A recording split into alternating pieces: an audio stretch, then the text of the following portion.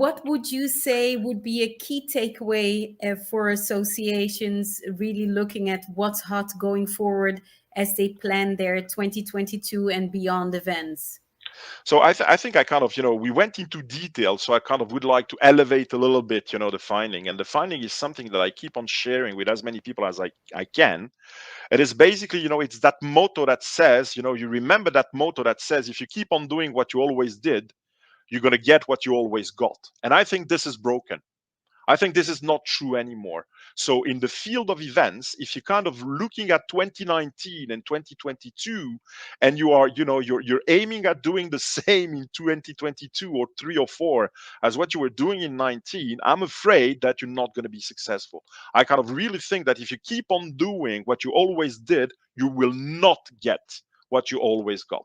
There's been too many changes, and I think we really need to understand that, because we have been directly exposed as human beings, but we are also exposed as, in terms of associations, we handle participants, we handle industry, we handle speakers, we handle members. All of these people have been impacted in a way or in another, and have been changing their consumption, not only of content, but also their consumption of events and associations. Great.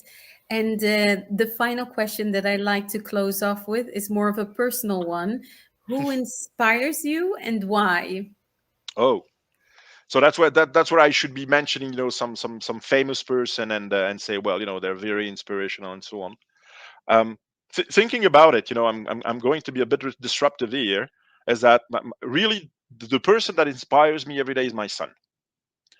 My son, because first of all, he's exceptional. He's kind of, he's my son. So there's many things that I could say.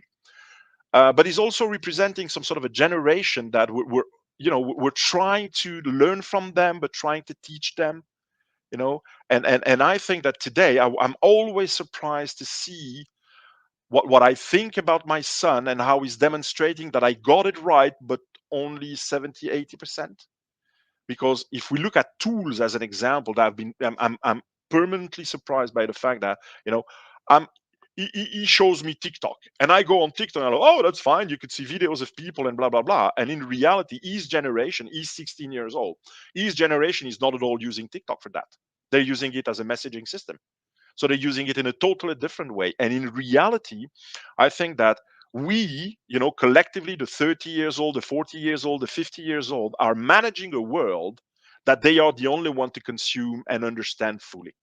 So that's where, I kind of keep on looking at him as a source of inspiration, first of all, because it's the next generation, and I'm also very proud of him, but it's also a question of, looking at the way he does things, and the way, that generation that has technology as part of their core component of their DNA is doing, compared to our generation that we can consider technology as an acquired competency. So that's where, I'm very inspired by what he does, and how he behaves in this world, because I think that's the way forward. Very refreshing insight. I hope you share that with him as well. I will. And Antonio, thank you once again for the great insight, great conversation, and hope to have you here soon again. Thank you. Pleasure. Thank you for having me. Thank you very much. Thank you. Bye-bye.